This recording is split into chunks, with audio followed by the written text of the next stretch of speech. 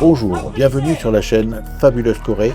Nous allons aborder aujourd'hui ce que les festivals coréens en France révèlent vraiment de la Corée.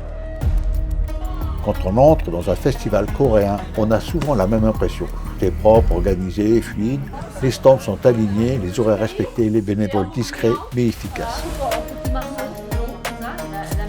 L'organisation existe comme dans tout festival, mais ici, elle ne se voit pas. Ce que l'on voit dans ces festivals n'est pas anodin. Ce cadre très structuré, cette recherche de la perfection, ce refus du désordre visible, ce sont des codes profondément coréens. En Corée, l'image collective compte plus que l'expression individuelle. Le désordre public est mal perçu, on ne montre pas ce qui déborde. Même en France, c'est logique, continue de s'exprimer. Mais si cette image de la Corée fonctionne si bien, ce n'est pas seulement à cause des institutions ou de la stratégie culturelle, c'est aussi parce que cette Corée-là touche profondément ceux qui la découvrent. La Corée, pour moi, c'est une source d'inspiration, d'admiration, mais vraiment une admiration profonde. J'ai découvert grâce à BTS à quel point le travail était ahurissant, à quel point leur sens leur perfectionnisme, leur dévouement à leurs travaux. Quand ils font quelque chose, ça n'est jamais superficiellement. On ne s'arrête pas tant que ce n'est pas complet, tant que ce n'est pas parfait.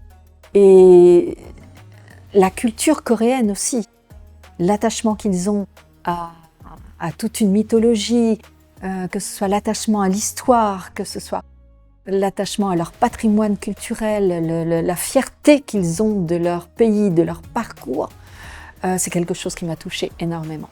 Ce témoignage met en avant ce qui suscite l'admiration, le travail, le perfectionnisme, la profondeur culturelle, la fierté nationale. Les festivals coréens en France sont donc des objets hybrides, une Corée filtrée par ce que la France peut comprendre et par ce que la Corée accepte de montrer. Ce que vous voyez dans ces festivals n'est ni faux ni totalement représentatif, c'est une Corée choisie, une Corée traduite. Comprendre la Corée à travers ces festivals, ce n'est pas chercher l'authenticité parfaite, c'est apprendre à lire ce qui est mis en avant, ce qui est répété et ce qui disparaît. Parce que ces choix-là disent beaucoup de choses de la société coréenne et aussi de la façon dont elle souhaite être regardée. En même temps, cette Corée-là est déjà transformée par le regard français, les attentes du public ou encore le cadre culturel européen. Ce que nous voyons est donc un point de rencontre. Comprendre ces festivals, ce n'est pas les juger, c'est apprendre à lire comment une société se raconte quand elle s'adresse à une autre et ce que cette mise en scène dit d'elle-même.